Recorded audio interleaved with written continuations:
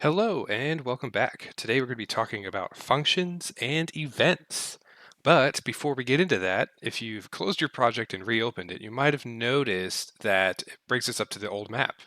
So a quick fix for that is if we go into Edit and Project Settings, on the left-hand side we could go over to Maps and Modes, and then on Editor Startup and Game Default, we can go ahead and select our level 1 so we don't have to worry about that anymore. And then when you're ready, go ahead and open up your level. All right, now that our player character is open and our level is open, we fixed those little issues. Let's go ahead and talk about functions and events. So I'd like to go ahead and define them really quick. So again, C to comment. And we're going to go ahead and do functions. And a function is essentially a reusable piece of code. So whatever we assign to a function, we can plug in that function other places and keep using that if we would like to.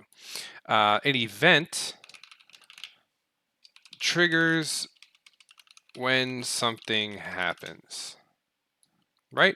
So you might see people kind of use these interchangeably. That's okay. I mean, technically there is a best practice for it, so we're going to kind of learn a little bit more about what these are. So let's actually move events over here really quick. So for functions, let's go ahead and dive into this first. To make one, we're going to have our functions here on the left-hand side. You could go ahead and hit this plus to create a function, and then we're going to have to name it. So let's go ahead and call this one, we'll call this test function. We're going to rename it later. That's okay. So for this example, let's go ahead and get our program to make us a sandwich. Making a sandwich with code, Harvard CS50 intro class does this. It's a good introductory to understanding how computers work. We need to tell it to do something and give it instructions. So a function is a good way to do that. So what we need to do for our test function, and obviously you could put outtakes here, but we're going to just use print strings. So our first print string, we're going to go ahead and say, let's see, get bread. Not talking about money. For our second one, we're going to go ahead and do get peanut butter and jelly. And then here we're going to do another one, and we're going to go ahead and do, craft sandwich. And then we'll do another one here, and let's go ahead and do,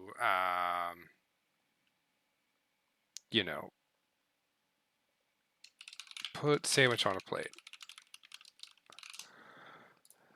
So I open up these development comments here so we can just kind of change the colors. So get bread could be blue, that's fine. We'll keep it on the screen for 5 seconds so we can read all this. Peanut butter and jelly, we can do this color. Again, 5 seconds. This one we'll do like this. You could pick whatever color you want. Play around with them, start learning, whatever. And then we'll do like a green for this to kind of symbolize we're done. Now, just for the sake of argument, we're just going to do this very simply. There's a concept here where you try to explain to the computer, hey, make a sandwich. So if I told the computer here, get bread, this doesn't mean anything to the computer. I need to define what bread is, right? That'd be our variable because that defines things. And then tell the computer where to get the bread. And then when I get the bread, what am I doing with it, right?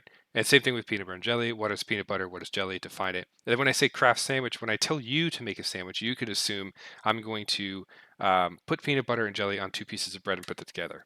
But technically, what you need to do is say, well, with what, right? Also, it doesn't know to put peanut butter on one side or jelly on another and put it together. So these rules and definitions need to be more defined in the grand scope of things. That's not what we're doing here. We're just learning the basics of functions. So let's go ahead and press compile and save. And then we're going to go ahead and do a return node. So this is letting us know that, hey, the function is done.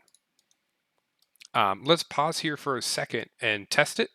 And we're going to come back and explain that a little bit more. Let's find our debug button. There it is. Hello, E. So what we could do is I can drag off this press button and I could just type in test function. Or what I can do is I can just go ahead and click and drag here and then put it right on the pin and have that happen. So let's press compile and save, hit play, and hit the E key, put sandwich. So we had get bread, get peanut butter and jelly, craft sandwich, put sandwich on a plate.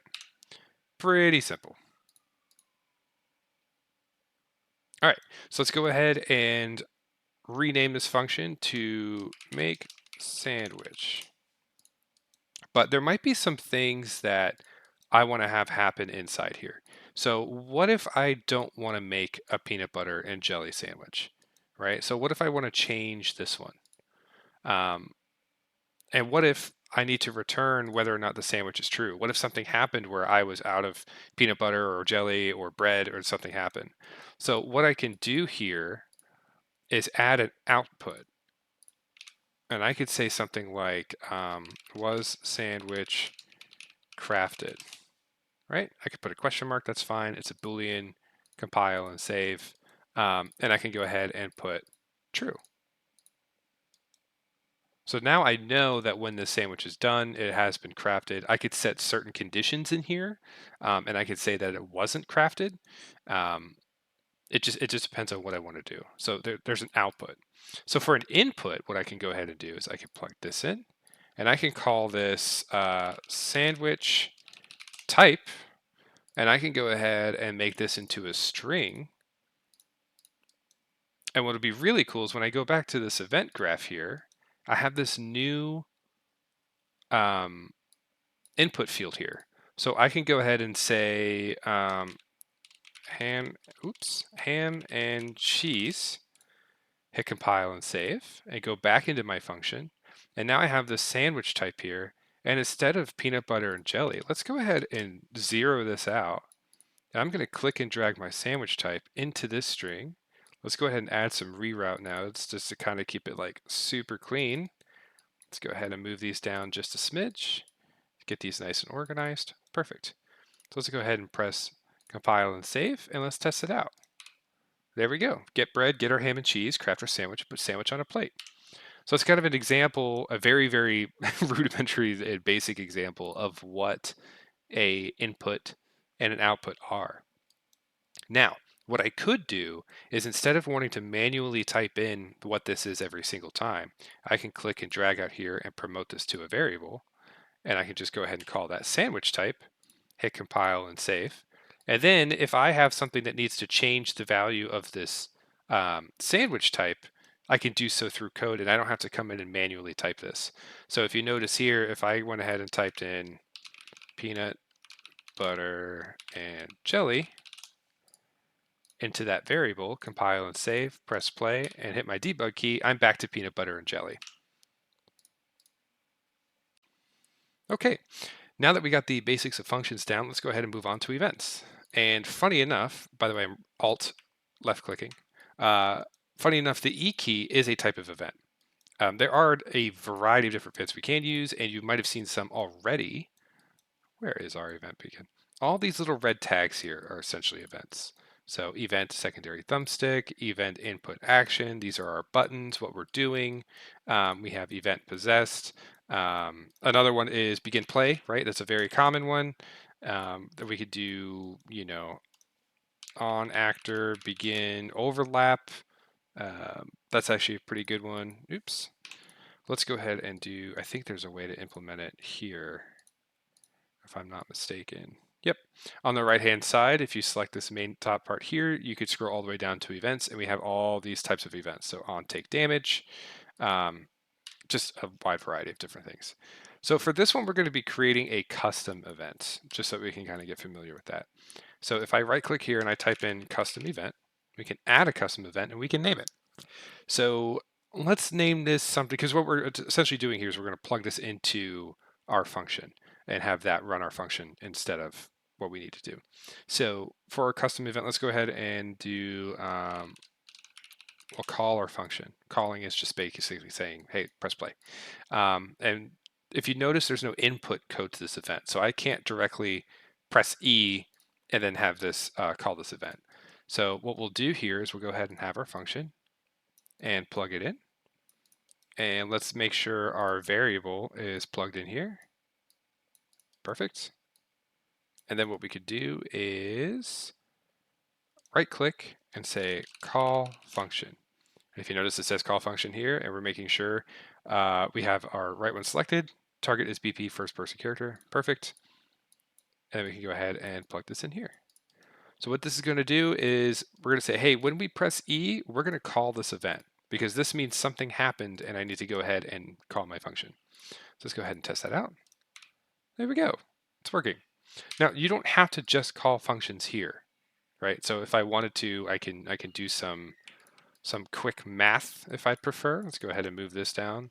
Let's find some player stats. Let's go ahead and get lives, or actually let's just do set. We're going to set our lives to 20. Oops, 20. And then we're going to go ahead and print out the result and make sure that it's correct. You could do a pretty much anything with events here. Just go ahead and click play. 20. There we go. So it's basically events. So if you need to remember the two, events are triggers when something happens, and functions are reusable pieces of code.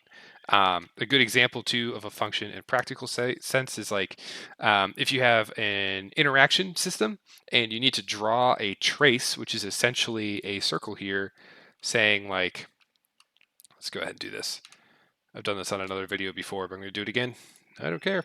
So let's go ahead and say we have our player here, and we need to draw basically a set of eyeballs. Let's go ahead and hit shift to make that straighter.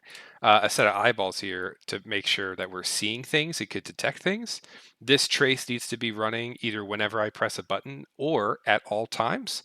And instead of doing all of that code directly on our player and having this giant convoluted mess on our screen here, what we could do is assign that to a function and then call that function whenever we press that E key. So essentially, if we know that we're going to be making a bunch of sandwiches, copy paste, instead of having all of this code being tied to an event, which is possible, you can do that. That's totally fine, just as an example. But we don't have our variable plugged in. Whoops. We can do that if you'd like to, but it's a reusable piece of code. If we're going to be making sandwiches all the time, instead of having this being called and kind of just a mess here, it'd be better to call it in a function.